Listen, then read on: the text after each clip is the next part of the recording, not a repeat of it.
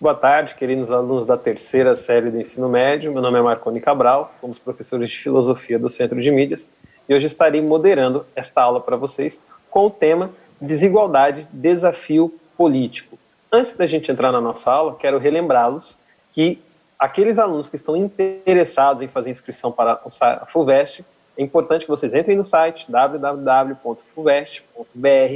cliquem em vestibular, tá? Ou no banner vestibular para a Universidade de São Paulo. É preciso reforçar, gente, que essas inscrições elas vão terminar amanhã, tá, ok? Às 11h59 no horário de Brasília. Então é muito importante que vocês se atentem a isso, aqueles que ainda não fizeram a inscrição para a FUVEST. Dúvidas sobre a isenção ou redução de taxa, é só vocês acessarem o serviço do Fale Conosco, disponível no próprio site da FUVEST. O nosso assunto de hoje tem por finalidade, tem por habilidade que a gente quer desenvolver com vocês, o reconhecer o caráter insatisfatório, ingênuo e mesmo ideológico de certas explicações normalmente aceitas pelo senso comum para o problema da desigualdade.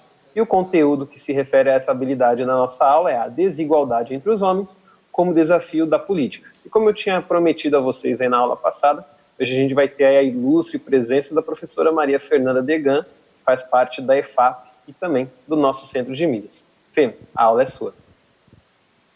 Obrigada, Marconi. Muito obrigada pela acolhida generosa, como sempre. Puxa, estou muito feliz de estar aqui com vocês. É um prazer enorme sempre poder estar junto com vocês, tanto com os professores que nos assistem, quanto com vocês, alunos do terceiro ano do ensino médio. É um prazerzaço. Obrigada por terem a generosidade de compartilhar o tempo de vocês comigo. Eu espero estar à altura e oferecer um momento, um encontro de qualidade e frutífero, que a gente saia daqui com mais reflexões do que quando a gente começou. Então, só relembro o toque que o Marconi deu aí para vocês. Gente, não deixem de fazer a inscrição. Quem está interessado, por favor, não percam o prazo. A inscrição para a FUVEST se encerra amanhã, dia 10 de julho. Corram lá, tá bom? Para não ter o perigo aí de vocês acabarem perdendo o prazo, beleza? Vamos começar, então? O que a gente vai fazer aqui hoje? A gente vai conversar um pouco sobre desigualdade. Desigualdade em seus vários aspectos, mas, maiormente, a gente vai se focar no tema da desigualdade social. E aí vocês vão me falar assim, professora, mas olha, até aqui, quase todas as vezes em que eu falei, eu pensei sobre desigualdade social, eu pensei dentro da chave da sociologia. E aí vocês vão dizer, mas é aula de sociologia ou de filosofia? Gente, é aula, né? Essa coisa da gente ficar assim muito focados em categorizar, colocar em gavetinhas as determinadas partes do conhecimento humano, ela é meio falha, sabe? A gente faz isso no nosso cotidiano, mas a gente vai ver que, quando a gente fala de conhecimento humano, a gente fala de uma coisa que é o tempo todo misturada, ela é interdisciplinar. Então, a gente vai fazer uma aula de filosofia que dialoga o tempo todo com a sociologia, com métodos da sociologia, como busca de dados, né, pesquisas, estatísticas, enfim, para a gente entender que, olha, o conhecimento humano ele não é uma cômoda em que a gente tem várias gavetinhas e a gente abre uma, fecha, abre outra, fecha. Na verdade, todas as gavetas têm que ficar abertas o tempo todo. Os grandes gênios da história da humanidade, eles eram polímatas. Os polímatas são aquelas pessoas que entenderam que, para eu compreender um determinado assunto com profundidade, eu preciso pesquisar esse assunto nas suas mais diferentes facetas, né, no prisma que compõe este assunto. Então, quando a gente fala de desigualdade, a gente poderia falar de desigualdade em um monte de facetas. Eu poderia falar de desigualdade do ponto de vista econômico, do ponto de vista social, do ponto de vista cultural, mas aqui, hoje, a gente vai falar de desigualdade da maneira como ela foi discutida, é discutida aí na história da filosofia. Beleza? que faremos, então, hoje conversaremos sobre desigualdade, mas que faremos também, nós vamos tentar prejudicar a tolice. O Gilles Deleuze, que foi um grande, grande filósofo francês, ele falava que a função principal da filosofia é a de prejudicar a tolice. Tentaremos fazer isto hoje juntos, certo? Vou começar, então, a nossa aula apresentando o nosso primeiro slide, que traz aí um homem que eu tenho certeza que vocês já se depararam ao longo da vida de estudos de vocês. Esse homem é o Jean-Jacques Rousseau. Rousseau foi um filósofo político, né? Ele nasceu lá na Suíça no ano de 1712, na cidade de Genebra. Ele faleceu em 1778, então praticamente ele atravessou todo o século XVIII. Então ele viu muita coisa, né? E o Rousseau, ele se perguntava se a desigualdade entre os homens, porque ele já partia de um pressuposto que é o seguinte: olha, os homens, eles são desiguais em vários aspectos. A gente não pode fechar os olhos, né, e se prender assim a uma certa ideia utópica de que os homens são todos iguais, de que não há nenhuma diferença entre nós, enfim. Ele já está partindo de um certo pressuposto, e esse pressuposto é: os homens são desiguais, os homens são diferentes, certo? Mas o Rousseau, ele faz um negócio bem interessante, que é o seguinte: ele diz assim, vamos pensar um pouco o que é diferença e o que é desigualdade. São coisas diferentes, né?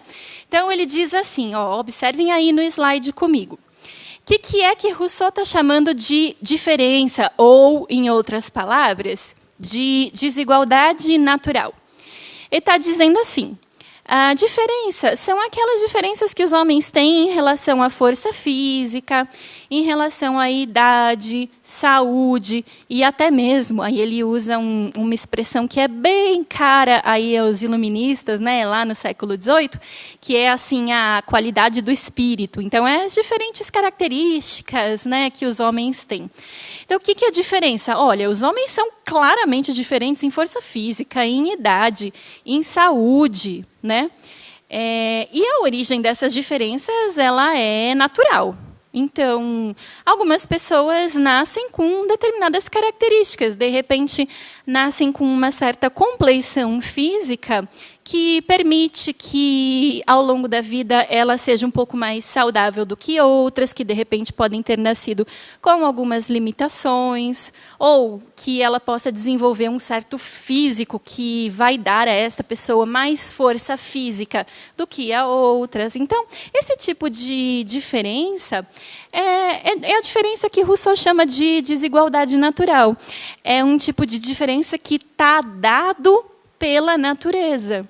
E que, em sendo dado pela natureza, ela é justificada, né? A gente não precisa se preocupar muito, diz o Rousseau, com essas desigualdades naturais, com essas diferenças naturais. Porque, bom, elas foram dadas pela natureza e dificilmente nós conseguiremos mudá-las, né?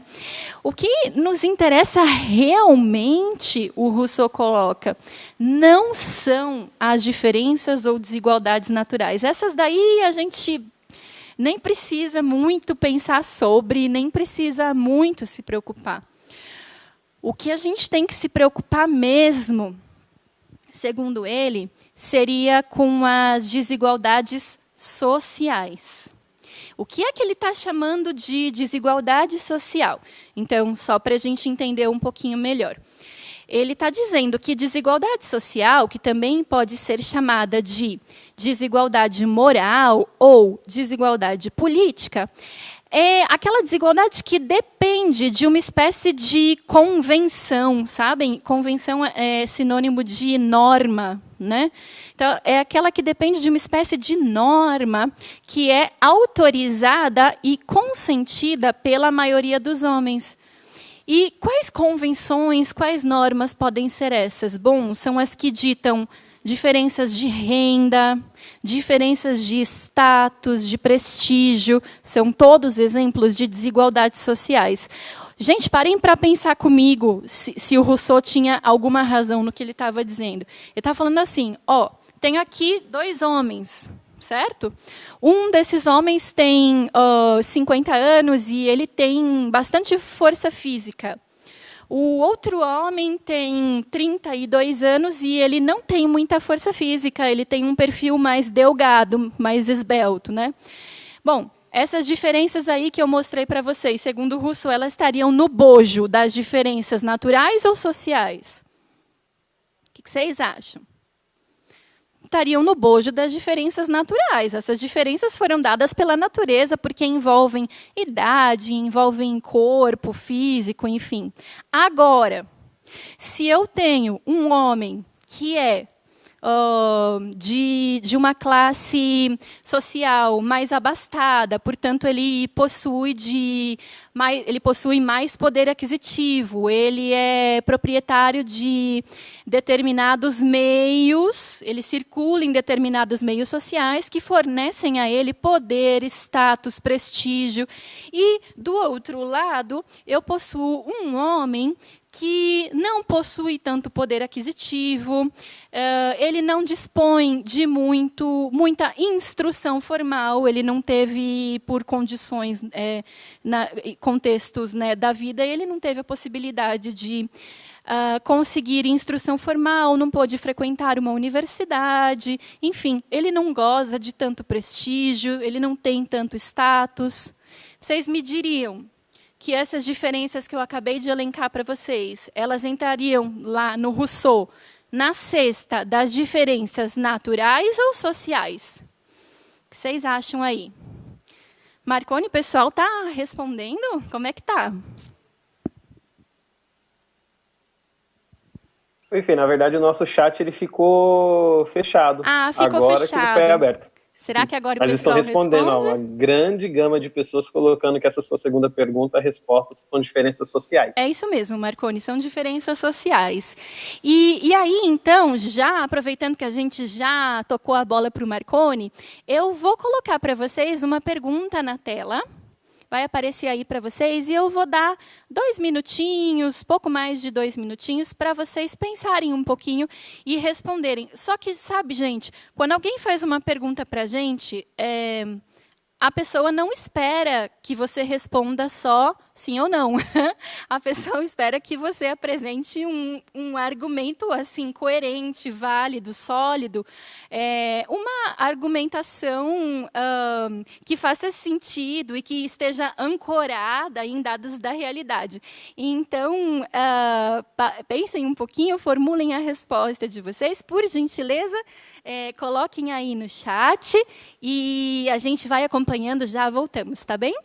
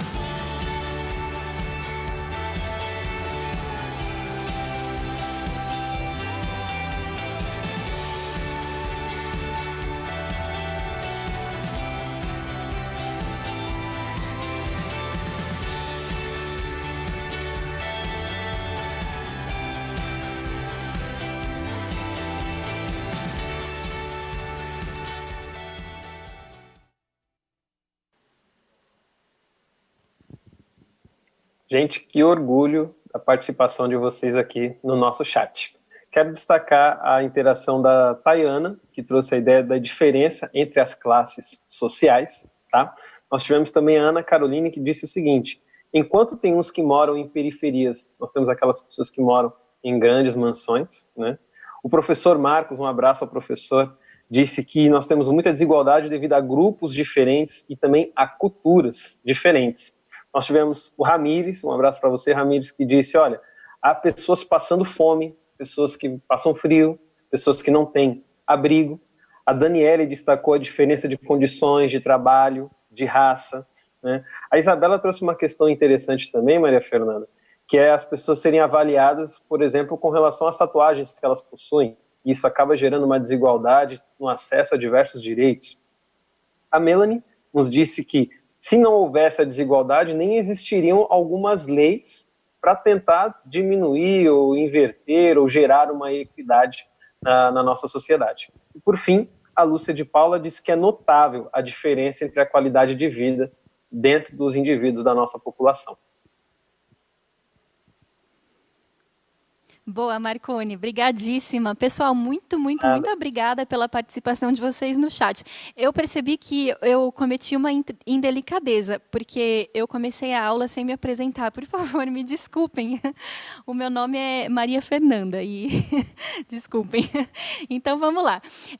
O Marcone trouxe aqui uma série de exemplos que vocês mesmos trouxeram, né? Então, vocês disseram assim, a grande maioria disse, sim, o Brasil é um país socialmente desigual. E os argumentos que vocês apresentaram para isso foram de variadas naturezas, né? Então, alguns disseram, o Brasil é um país socialmente desigual porque salta aos olhos, não precisa ser nenhuma pessoa muito observadora para perceber que, olha só, tem gente morando na rua, tem gente passando fome, tem gente que não tem acesso às condições mais básicas de dignidade, né? Outras pessoas lembraram também a questão da diferenciação, assim, o preconceito em relação às tatuagens, né? Modos de se portar, modos de se vestir, modos de estar e de ser no mundo. Perfeita a fala de vocês. Uma me chamou muita atenção, acho que foi a Milena, talvez, me desculpe se não é, mas que trouxe a questão da necessidade das leis. Ela disse, olha, se nós não vivêssemos em um país desigual, a gente nem precisaria de leis compensatórias, né? Leis compensatórias são aquelas que partem do pressuposto de que a desigualdade existe e, portanto, nós precisamos tentar compensar essas desigualdades de alguma forma, seja por meio do oferecimento de alguns benefícios e que, no fundo, eu, Maria Fernanda, parto do pressuposto de que não se tratam de benefícios e sim de direitos, como é o caso, por exemplo, do SUS, que é o nosso Sistema Único de Saúde, como é o caso, por exemplo, do benefício da prestação continuada e de outras formas que a gente tem de tentar ao menos tentar, né, garantir uma equidade aí, em termos sociais no nosso país. Bom, vocês mesmos já cantaram a bola para mim e para o Marcone de que quando a gente fala de desigualdade dá para falar de um monte de coisa, mas hoje a gente vai falar de desigualdade social. E vamos pôr aí o slide na tela. O que é desigualdade social? Qual é a conceituação? Vamos ver aí juntos. Hoje, entende-se desigualdade social como a diferença que existe entre as diferentes classes sociais, levando em consideração fatores econômicos, fatores educacionais e culturais. Eu coloquei aí embaixo formas de aferição.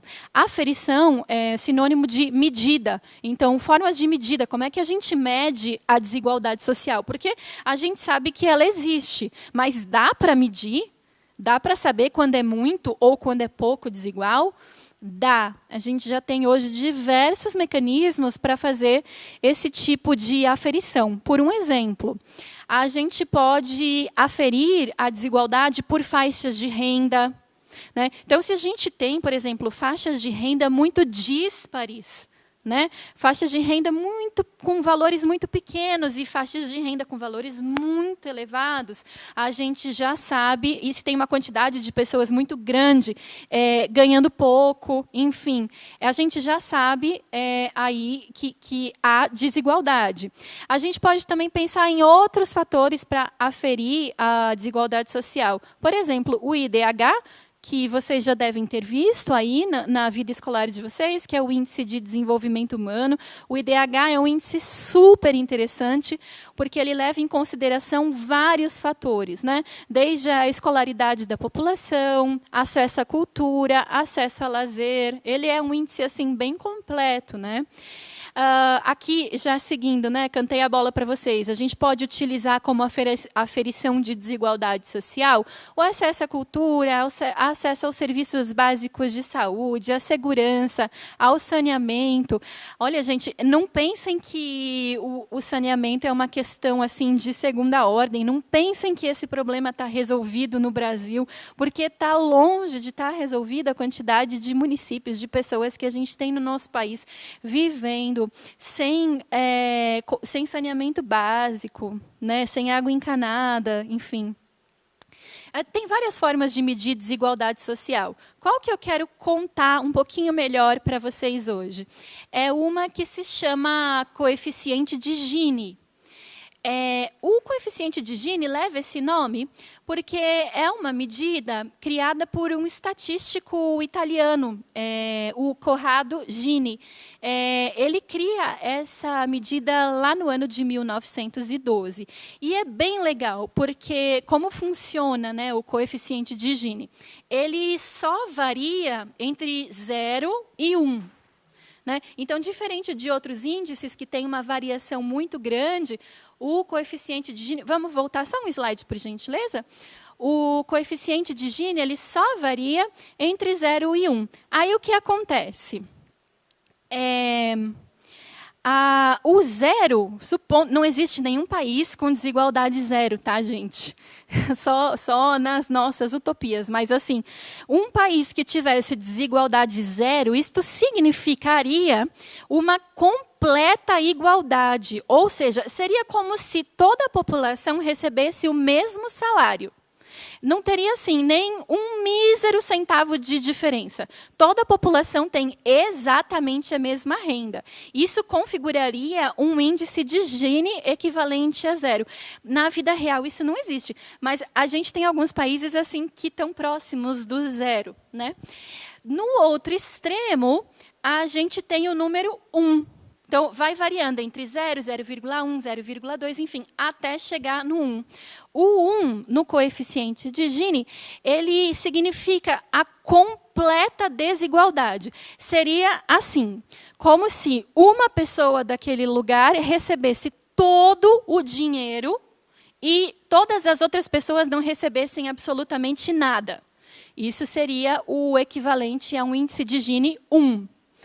A gente também não tem países com índice de Gini 1, mas tem países que se aproximam muito, o que é muito triste. Aí vocês devem estar curiosos para ver como é que anda o Brasil nessa história de coeficiente de Gini. Vamos lá para o próximo slide para a gente ver como está essa história. Olha, o Corrado Gini está aparecendo aí para vocês na foto, tá? E eu trouxe assim uma série histórica, né, do coeficiente de Gini do nosso país para a gente ver a quantas anda a desigualdade. Bom, já dá para a gente sacar logo de cara que o nosso coeficiente de Gini fica ali no meio, né? Fica variando entre 0,59, olha, lá em 2001, né, quase 0,6, até um ponto um pouquinho mais baixo, lá em 2012, a gente chegou a 0,53. Olha, 2014, 0,51. Agora, o último dado que a gente tem é referente ao ano passado, em que a gente atingiu 0,54 no coeficiente de Gini. Gente, 0,5 é alto, né? Às vezes a gente pode pensar, nossa, está super bom, a gente está só na metade da linha. Não, gente, é um coeficiente alto. Esses dados todos eu obtive lá no site do Instituto Brasileiro de Geografia e Estatística, que é o IBGE, que todos vocês já conhecem, é uma fonte bem confiável, né, na qual a gente pode certamente se ancorar para fazer discussões desse tipo. Aí, eu vou colocar aí na tela, fiz algumas buscas na internet, né, sobre desigualdade social no Brasil, e tem algumas informações que eu obtive e que dizem assim: segundo o relatório do desenvolvimento humano da ONU, o Brasil é o país com segunda maior concentração de renda mundial. O que isso quer dizer? Bom, quer dizer que a maior parte da renda está nas mãos das pessoas mais ricas, o que identifica a nossa desigualdade social. O Brasil perde só para o Catar, onde essa proporção é de 29%, segundo esse relatório, né, do IDH da ONU.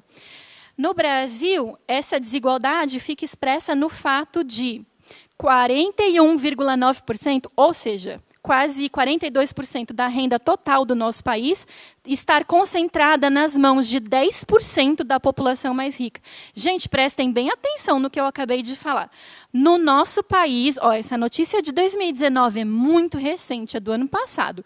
No nosso país, 42%, ou seja, quase metade da renda que a gente tem no nosso país, ficam presos na mão de 10% da população, que é uma parcela muito pequena, detendo uma quantidade muito grande de renda.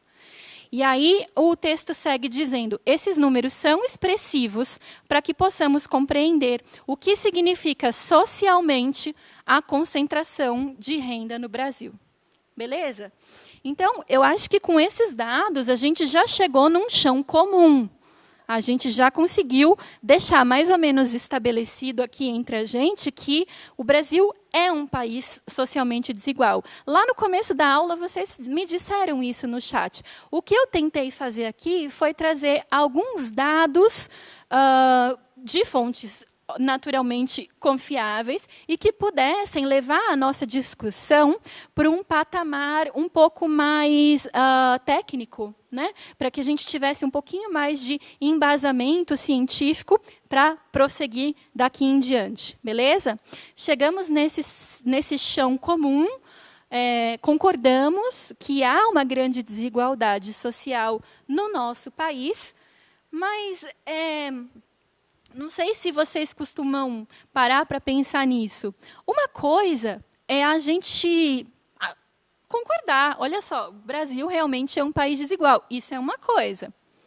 Uma outra coisa, aí é um segundo passo, ir um passo um pouquinho mais longe, é pensar assim, mas por quê?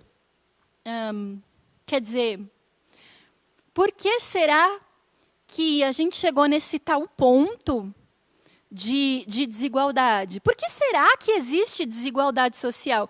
O Rousseau dizia assim, as desigualdades naturais, elas existem, elas estão aí porque foram criadas pela natureza e ninguém pode fazer nada contra isso. Quer dizer, eu não posso voltar, se alimentam todos os dias muito bem, e outros passam dias inteiros sem se alimentar. Como é que a gente chega nessa situação em que alguns dormem sob um teto dentro de uma casa muito confortável e outros sequer um teto sob a cabeça têm para se proteger das intempéries do clima? Como é que a gente chegou nisso? Qual é a origem disso? No fundo, o que eu estou tentando perguntar para vocês é assim, qual é a origem da desigualdade social? O Rousseau já tinha dito lá para a gente, desigualdade social é uma coisa, desigualdade natural é outra. Então, a gente tem que pensar se a desigualdade social não foi dada pela natureza, de onde ela veio. Quem criou? Como começou? Onde? Quando? Né? A gente tem que se perguntar isso. E pode ser uma resposta meio difícil de encontrar, por isso a gente precisa refletir continuamente sobre o tema.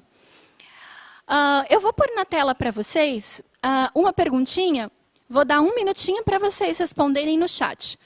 por que que o Brasil é tão socialmente desigual? Que explicações a gente oferece para esse fenômeno?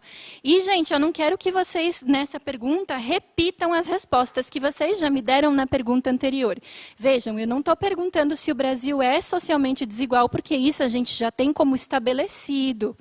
Né? Eu quero que vocês me expliquem por que que vocês acham que existe essa desigualdade. Vamos lá?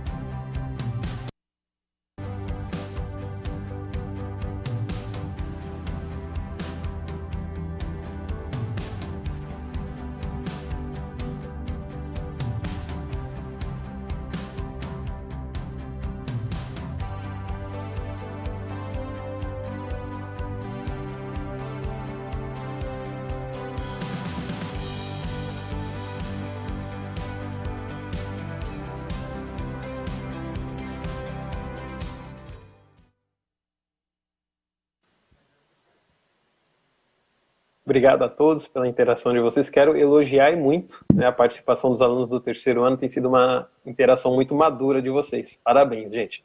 Quero destacar aqui a resposta do Eduardo, que trouxe a questão de como a gente valoriza as carreiras de maneira diferente. Então, o salário, por exemplo, de um engenheiro não é igual ao salário de um gari. Né? Isso dá uma grande discussão, uma boa discussão. Né? Quero parabenizar a Cauane também, porque antes da professora Maria Fernanda falar da concentração de renda, ela já tinha cantado essa bola aqui no chat. E quero destacar, Fê, a resposta do Breno, que colocou como causa dessa desigualdade a corrupção, o Oswaldo, que trouxe a ideia da escravidão, que conversa também com aquilo que o Hugo respondeu, né, justificando a nossa desigualdade pela colonização que a gente passou.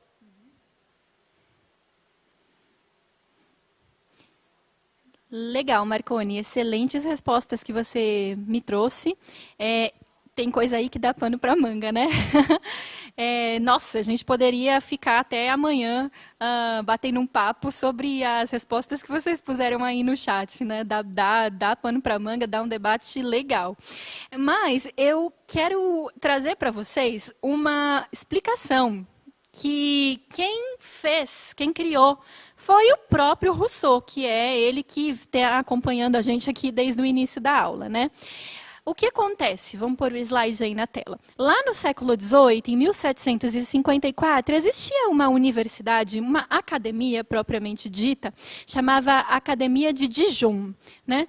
Essa Academia de Dijon, ela lançou um concurso, que era o seguinte: vence quem conseguir oferecer a melhor resposta para a seguinte pergunta: qual é a origem da desigualdade entre os homens? E mais, será que a desigualdade é resultado da lei natural? Essa foi a pergunta que a Academia de Dijon fez, lá no século XVIII. Aí vocês vão dizer, nossa, o que é isso? Eu nunca vi uma academia lançando pergunta assim para a gente responder num concurso. Mas, gente, isso daí era uma prática muito comum, sabe? Lá no XVIII. E essa pergunta especificamente fez muito sucesso. A Academia de Dijon recebeu um monte de respostas. Mas uma das respostas que sai vencedora é a do Rousseau. O Rousseau, ele pega essa pergunta e ele escreve um discurso para responder essa pergunta. Ele sai um dos vencedores, né? E ele chama esse discurso que ele escreve em resposta a essa pergunta de discurso sobre a origem e os fundamentos da desigualdade entre os homens. Se vocês me permitirem, eu vou tomar a liberdade de ler para vocês um trechinho desse discurso para a gente entender melhor o que ele estava dizendo. Ele diz assim, olha, cito o Rousseau. O primeiro que, tendo cercado um terreno, ousou dizer, isto é meu, e encontrou pessoas suficientemente simplórias para lhes dar crédito, foi o verdadeiro fundador da sociedade civil. Quantos crimes, guerras, assassinatos, quantas misérias e horrores o gênero humano não teria poupado se alguém tivesse arrancado as estacas e tivesse dito aos seus semelhantes, não escutem esse impostor, vocês estarão perdidos se vocês esquecerem que os frutos da terra são de todos e que a terra não é de ninguém. Isso foi o Rousseau que falou. Ele está falando o seguinte, querem saber? Eu acho que a origem da desigualdade é a propriedade privada. E quem criou a propriedade privada, segundo Rousseau? Foi, em algum momento, quando alguém colocou assim um punhado de cerquinhas na terra, fez ali um cercadinho e disse, isto é meu. E ele encontrou pessoas tolas o suficiente para crer nele. Ele não encontrou ninguém que dissesse, peraí, nada disso, vamos arrancar essa cerca aqui. Porque os frutos da natureza são de todos, a terra não é de ninguém, ela é de todos. Mas, como todo mundo acreditou nele, a ideia da propriedade privada foi se espalhando. Foi quase se naturalizando. Até chegar num ponto em que a gente não se espanta mais quando a gente vê uma pessoa com um cercado assim, de um tamanho enorme, outras pessoas com um cercado pequenininho, e outras pessoas sem cercadinho nenhum. A gente quase não se espanta mais com isso. Essa explicação foi oferecida pelo Rousseau. É essa que eu queria contar para vocês hoje. Gente, na filosofia vocês encontram explicações as mais diversas para o fenômeno da desigualdade social. A do Rousseau é uma delas. Tá bom? E para a gente continuar pensando, então, nessa ideia que o Rousseau trouxe para a gente, tá aí na tela de vocês um site que é o www.dominiopublico.gov.br. Nesse site, vocês encontram um montão de obras disponíveis que estão em domínio público e que estão aí para vocês acessarem, baixarem, lerem. O discurso do Rousseau, que se chama Discurso sobre a origem e os fundamentos da desigualdade entre os homens, ele está disponível nesse site. Se vocês quiserem, vocês podem baixar e fazer a leitura. Isso é altamente recomendável, porque a atividade que eu vou convidá-los a fazer em casa, está aí na tela para vocês, é semelhante ao concurso que o Rousseau respondeu lá na França. Olha só, aí na tela de vocês está o chamado original do concurso, estão vendo? Ah lá, Discours à l'Académie de Dijon. Eu vou chamar vocês para uma reedição desse discurso que eu inventei aqui, que é a grande reedição do concurso da Academia de Dijon. Pode pôr aí na tela, de 2020. O que vocês vão fazer? Responder a mesma pergunta. Vocês vão elaborar um discurso tentando responder a pergunta sobre a origem da desigualdade entre os homens. E seria muito, muito, muito legal se vocês pudessem compartilhar um pouquinho de como está sendo criar este discurso lá na nossa página, #CMSP nas mídias sociais. É isso, gente. Muito, muito obrigada. Até a próxima e toco para você, Marconi. Muito obrigado, Fê. Gente, eu quero relembrar que na próxima semana nós vamos continuar esse assunto, falando sobre a desigualdade em Platão e também a desigualdade em Rousseau.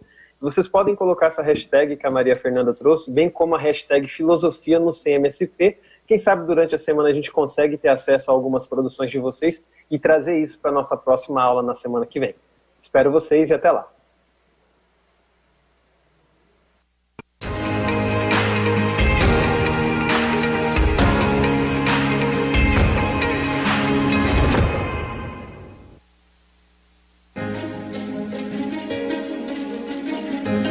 A escola pode estar distante, mas as aulas não.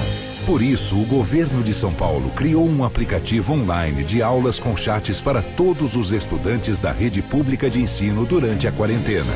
O acesso à internet é gratuito e você ainda pode assistir às aulas ao vivo nos canais digitais da TV Cultura. Baixe o aplicativo e estude.